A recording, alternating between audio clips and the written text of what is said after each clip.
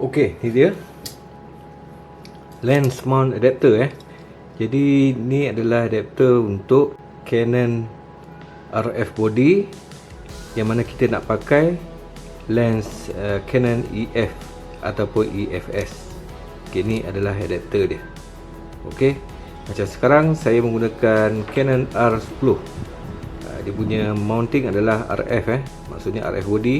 Jadi untuk saya pakai lens EFS contoh 85mm 1.8f, saya kena pakai inilah. Okey, jadi jom kita unboxing dahulu.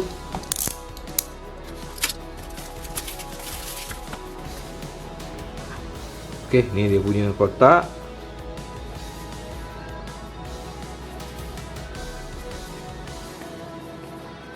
Okey, brand JJC warranty registration.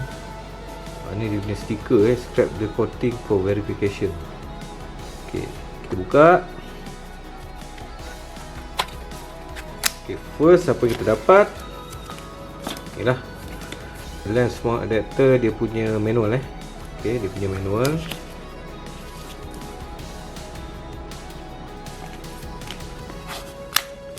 Okey, lepas tu dapat screwdriver berserta dengan skru 2 biji.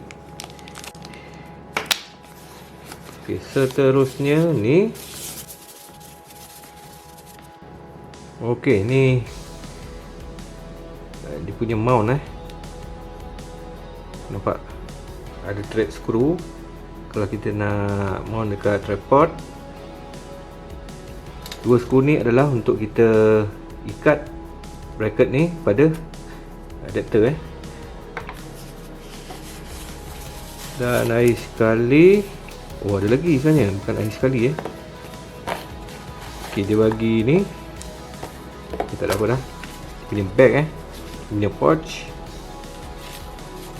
nylon material pada nylon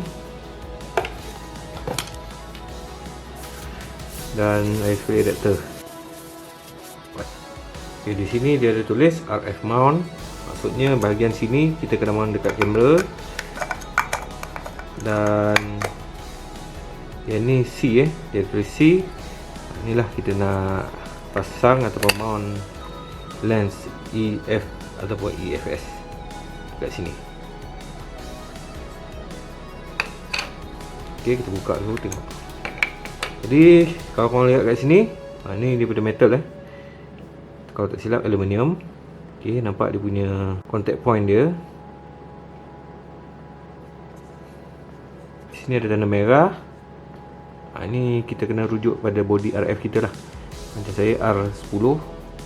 Jadi untuk pasang kena selarilah dengan dot merah pada kamera dan kita pusing. Macam nak pasang lens macam nak pasang lens. Ini dia punya lock lah, stopper stopper. Kalau kita nak tanggal lens tu kita kena tekan pusing. Alright, ni pun ada juga punya contact point. Okey, bahagian tepi ni nampak macam plastik. Okey, confirm plastik dengan pada bunyi dia diperbuat pada plastik.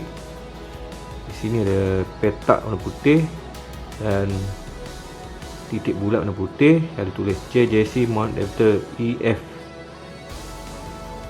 RF. Okey, sini ada dua lubang bermaksud kita boleh mount bracket ni dekat sini. Dekat sini dia fit dekat sini. Korang ambil skru ni pasang dekat sini Lepas tu ketatkanlah menggunakan screwdriver yang diberi. Okey, sekarang jom kita tengok. Kita pasang pada body kamera R10 saya. Okey, ni dia.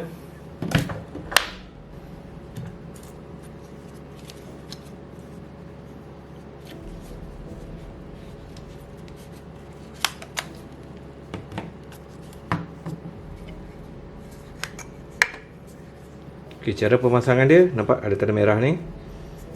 Kita selarikan merah dekat adapter ni, dekat sini. Betul kita pusing. Nampak? Okey. Lepas tu korang pasang lah lens EF kat sini. Untuk tanggal, kita just tekan ni. Macam nak tanggal lens juga Kemudian pusing. Oh, dia agak ketat Memang ketat. Berbanding kalau kita guna lens ni lah, dia ada lembut sikit.